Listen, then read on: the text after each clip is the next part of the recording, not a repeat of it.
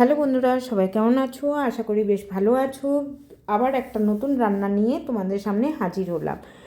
আজকের ডিশটা পুরোপুরিই আলাদা। রান্নার কথা বলা হয় কি, যেই রান্না চোখে দেখতে ভালো লাগে সেটা খাওয়ার ইচ্ছা মনে জাগে। চলো রান্নাটা করে নিই। বাঁধাকপির ভেতরের অংশগুলো আমি এইভাবে ডুমো ডুমো করে কেটে নিয়েছি। বাইরের পাতাগুলো, অনেকটা পাতা দেখো আমি বাদ দিয়েছি, পরে অন্য কোনো রান্নাতে ওই পাতাগুলো দেব।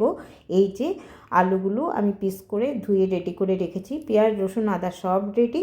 আর ব্যাটারের জন্য আমি সমান পরিমাণে বেসন, ময়দা, কর্নফ্লোর রেডি করে রেখেছি। এবার তেলের মধ্যে হলুদ দিয়ে আলুগুলো ভাজছি। খুব সুন্দর ডোবা তেলে কিন্তু আলুগুলো ভাজা হতে হবে, কম তেলে না। এবার আমি ব্যাটারটা রেডি করছি। যে আমি জিনিসগুলো রেখেছি তার মধ্যে যে রেগুলার মশলাগুলো আমি খাই সব আমি অল্প অল্প সামান্য পরিমাণে দিয়ে দিচ্ছি। এবার যে আমি পেঁয়াজ পেস্ট করেছি সেটা অল্প দিয়ে দিলাম, সামান্য নুন, আর এই যে সর্ষের তেল আর নর্মাল ট্যাপ ওয়াটার দিয়ে খুব এইভাবে মানে ঘষে ঘষে আমি ব্যাটার তৈরি করব। ব্যাটারটা যত ভালো হবে সেটা কোটিংও ততটাই ভালো হবে। আলু ভাজা হয়ে গেছে, দেখছো কি সুন্দর আলু ভাজা হয়েছে। আলুটা কিন্তু বেশ ভালোভাবে ভাজা হতে হবে। নতুন আলু বেশ সুন্দর ভাজা হয়েও যায়, কিন্তু সেটা খেয়াল রাখতে হবে ভাজাটা কেমন হচ্ছে, তবেই তরকারিটা টেস্ট হবে। কেন কি কষানো ভাজার উপরেই তরকারির টেস্ট কিন্তু নির্ভর করে। এবার সেই যে কড়াইতে অনেকটা তেল রয়ে গেছে সেই তেলটাই কাজে লাগাবো। ফ্লেমটা একদম আমি লো করে নিয়েছি। বাঁধাকপির এক একটা পিস আমি সেই ব্যাটারে কোট করে আমি পুরো তেলে ছড়িয়ে দিলাম। তারপর আমি ফ্লেমটা বাড়ালাম। 2 মিনিট ফ্লেমটা বাড়ানো ছিল, তারপরে 4 মিনিট আমি ফ্লেমটা একদম সিম করে রেখেছি। একদিক যখন হয়ে গেছে তারপরে আমি পুরো বাঁধাকপিগুলোকে একবারেই উল্টে নেব। তারপরে সেম প্রসেস আমি আবার করব। আমি 2 মিনিটের মতো ফ্লেম হাই রাখবো, আবার 4 মিনিটের মতো সিম করে দেব। কেন কি এইভাবে করলে বাঁধাকপির ভিতর অবধি একদম সেদ্ধ হয়ে যাবে, বা না হলে কিন্তু গ্রেভিটা মোটেও ভালো লাগবে না। বাঁধাকপির পিসগুলো বড়, আমি ঢাকিনি, কিন্তু এইভাবে করলে খুব সুন্দর আমার বাঁধাকপিগুলো সেদ্ধ হয়ে গেছিলো। দেখো খুব সুন্দর ভাজা হয়ে গেছে, কালার দেখলেই বুঝতে পারছো। এবার আমি পুরো বাঁধাকপির যে বড়াগুলো নামিয়ে নিচ্ছি। দেখছো কালারটা কী সুন্দর, কোথাও কাঁচা নেই। এইভাবেই ভাজবে, যেভাবে বললাম পুরো ভেতর অবধি সেদ্ধ হয়ে যাবে। আবার আমি কড়াইতে তেল দিয়ে আমি গোটা জিরে আর তেজপাতা দিয়ে দিয়েছি। তার মধ্যে যে মশলার পেস্টটা আমি দিয়ে দিলাম।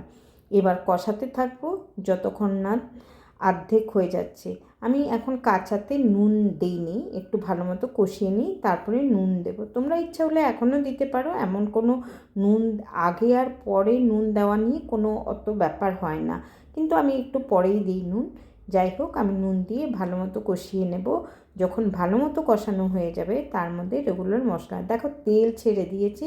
আমি বারবার বলি রান্নার টেস্ট কিন্তু কষানোতেই ডিপেন্ড করে। তেল দিয়ে ছেড়ে দিয়েছে। এবার যে আমি ঘরে যে মশলাগুলো ছিল, ধনে গুঁড়ো, হলুদ গুঁড়ো, জিরে গুঁড়ো, লঙ্কা গুঁড়ো সব আমি পরপর দিয়ে দেবো।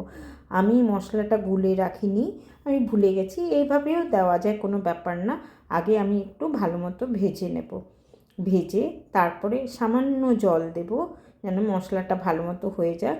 গুলে রাখলে কোনো ব্যাপার হতো না, আমাকে আবার জল দিতে হতো না। এবার আর একটু কষাবো যেন আবার তেল ছেড়ে দেয়, এতে সবজির টেস্টটা বেশ ভালো হবে। দেখো এখন জল দিলাম। এবার আমি ওয়েট করব কষানোর জন্য, নাড়াচাড়া করতে থাকবো। কষিয়ে নিয়েছি, দেখো আবার তেল ছেড়ে দিয়েছে। এবার আমি কাশ্মীরি গুঁড়ো লঙ্কা দিচ্ছি। কাশ্মীরি গুঁড়ো লঙ্কা সে কালার খুব সুন্দর হয়, টেস্টটাও একটু বাড়িয়ে দেয়, আর খুব একটা ঝাল হয় না, কালারফুল হয় সবজিটা। এবার আমি মটরশুঁটি ছাড়িয়ে রেখেছি আর টমেটো কেটে রেখেছি বড় বড় করে, আমি দিয়ে দিলাম। 1-2বার নাড়াচাড়া করে সঙ্গে সঙ্গে আমি জল দিয়ে দেবো। আলুও দিয়ে দিলাম এর মধ্যে, কেন কি টমেটোগুলো যেন না গলে সেটা আমি খেয়াল রাখবো। টমেটোগুলো গলবে না, টমেটোগুলো মানে দেখতে ভালো লাগবে এমনি, বাস। এই তো 1-2বার নাড়াচাড়া করলাম। এবার জল দিয়ে ভালো মতো মিক্স করে তারপরে আরও একটু জল দেবো, কেন কি এই তরকারিতে আমাকে ঝোল রাখতে হবে, নাহলে যখন বড়াগুলো দেবো ঝোল তো টেনে নেবে। আর একটু ঝোল দিয়ে যখন আমি ভালোভাবে ফুটিয়ে নেব, দেখো আর একটু ঝোল দেবো এতে। আমি খুব ভালো মতো মিক্স করে নিলাম মশলাগুলো, খুব যখন ভালোভাবে ফুটিয়ে নেব, দেখো ফুটিয়ে নিয়েছি, টমেটোগুলো ঠিকই আছে, আলু দেখছি দেখো আলুও সেদ্ধ হয়ে গেছে। এবার আমি বড়াগুলো এক এক করে ছেড়ে দেব। তাড়াহুড়ো করব না, তাড়াহুড়ো করলেই কিন্তু কোটিংগুলো ছেড়ে দেবে। খুব সাবধানে করতে হয় এই রান্নাটা। যে কোনো কোটিং দেওয়া রান্না যখন আমরা করি সেটা খুব খেয়াল রেখেই করতে হয়, যাতে কোটিংটা ছেড়ে না যায়। কোটিং ছেড়ে গেলে সেই রান্নাতে কোনো টেস্ট থাকবে না। আমি এক এক করেই বড়াগুলো দিয়েছি, দিয়ে যতক্ষণ বড়া দিতে লেগেছে ওটুকু সময় আর এক্সট্রা 2 মিনিট সুন্দর বয়েল হয়ে গেছে। এবার দুটো জিনিস কিন্তু এখনও বাকি রয়েছে, দেখো খুব সুন্দর আমি দিচ্ছি আর এদিকে সেদ্ধও হচ্ছে ওটুকু, আর প্লাস 2 মিনিট পর আমি এতে সামান্য ঘি দিলাম আর গরম মশলা দেব। ঘি আর গরম মশলা ছাড়া বাঁধাকপি বা ফুলকপি কোনোটাই ভালো লাগে না। গরম মশলা আর ঘি ছাড়া এই রান্না দুটো আমার কখনো কোনোভাবেই পছন্দ লাগে না। দেখো খুব সাবধানে আমি নাড়াচাড়া খুন্তি দিয়ে করছি, মানে পুরো নিচ দিয়ে ঢুকিয়ে করছি যাতে খুন্তির খোঁচাতে নষ্ট না হয়ে যায়। আমার রান্নাটা হয়ে এসেছে, গ্যাস অফ করে দিয়েছি। দেখো আমি সার্ভ করে নিয়েছি একটা বলে। কেমন লাগলো আমার রান্নাটা নিশ্চয়ই জানাবে।